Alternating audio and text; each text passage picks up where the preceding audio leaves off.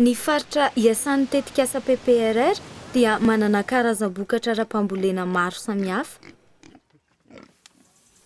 Ny roborobo ny lalam-piariana mikasika ireo vokatra amidy, na eto an-toerana na iraisam-pirenena. Rehefa napetraky ireo fohy be itodiana mivarotra na kamma ireo, dia nazava tamin'ny mpamokatra ireo vokatsoa azo avy amin'ny fiaraha-miasa eny an-toerana sy ny paikady amin'ny varotra. Natao ny ahasahoany ny andaniny sy ny ankilany ny anjarany avy. Na dia ireo mpanangom-bokatra miara-miasa amin'ny orinasa vaventy-mpanondrana aza. Nahoana moa no nanaiky mora ireo hafitra napetraka io ireo tantsaha? Satria tsapan'izy ireo ny olana eo amin'ny famarotan'ny vokatra. Fantany ihany koa fa miasa sy mifandray mivantana amin'ireo mpanondrana entana izy ireo. Mahazo tombony kokoa izy zany eo amin'ny vidim-bokatra, eo amin'ny fahazoam-baovao sy ny tsara ho fantatra ary ny kalitao takian'ny tsena. Ny kamma dia mividy ny entany tantsaha mihoatra 100,000 amin'ny vidiny eny an-tsena. Azo natao izany satria ny kamma no ny solo-toerana ireo mpanelanelana ao anatin'ny lalam-piariana. Ny mahasamihafa azy amin'izao fotoana izao dia mangarahara ny fifanakalozana ary koa mahazo tombony mivantana ireo mpamokatra. Izany hoe mahazo vahana izy ireo izao amin'ny fifampivarotana. Hatramin'ny arahany tamin'ny PPRR dia miamaly eo teny ara-bola sy ara-toekarena ireo mpamokatra. Ny fanafoanana ireo mpanelanelana no nampitombo ny tombom-barotra ary koa nampiena ny fanararaotana. No misy le hoe ataontsika hoe usurie ohatra, dia mila vola le olona amin'ilay fotoana ilany an'izany. Ny herin'ireo mpamokatra avy amin'ny fiaraha-mientana sy ny fahazahoany antoka amin'ny varotra ataony no nampatoky azy amin'ny hoaviny ho fanatsarana ny fiariana. Noho izany anton'izany indrindra no nahatonga ny Famatsiam-bola ho isan'ny vaindondra rahan'ny PPRR. Ireo tanjon'ny tetikasa dia voalohany manampy amin'ny fandrarahana ara-bola. Faharoa, ireo fandrarahana ara-bola kosa no mandroso ireo karazam-pindramam-bola sy tahirina ananany.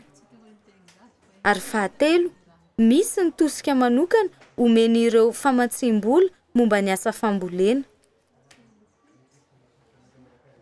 Ireo mpamokatra feno faharisihana ireo no lasa mpampiasa azo antoka ny fahandrarahana ara-banky tohanan'ny PPRR dia ny OTIV izany. Ny OTIV dia manohan'ireo mpikambana ao aminy amin'ny fomba maro. Ireo fandrarahana ara-banky dia atolotra ny vondrona tantsaha sy ireo fikambanana samihafa nandrafitra tetikasa madinika entina mampidi-bola. PPRR ma PPRR zay izy promotion de revenus ruraux, dia zahay mpamatsy vola dia misy ny vondrona tantsaha maromaro miara-miasa amin'ny PPRR no mpikambana ato amin'ny OTIV. Azonay atao tsara ny mamatsy vola n'io zavatra io satria miankina amin'izay lafiny ara-bola zay no tena manahirana ny tantsaha amin'ny ankapobeny satria be dia be ny herim-po sy ny fahaiza-manao anan'izy ireo nefa eo amin'ny lafiny vola no manahirana anazy. Miara-miasa akaiky ny PPRR sy ny OTIV, tsy amin'ny lafiny fiofanana ihany fa koa manoro hevitra azy ireo, andrindra ny tetikasa madinika izay tsy voatery momba ny fambolena foana fa tsy maintsy kosa azo ny anteherana.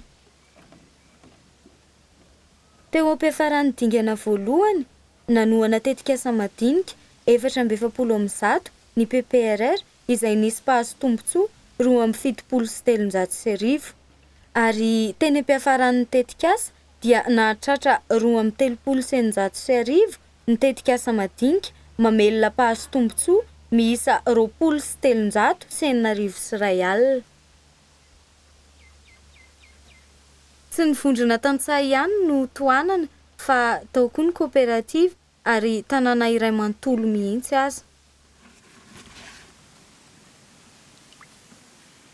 Ny filohan'ny kooperativa voramangana Azafo izay vondronan'ny fikambanana enina mpiseho folo ato anatin'ny pôle Azafo. izay miparitaka ao anatin'ny commune 5 izay mivondrona ao anatin'ny pôle zany.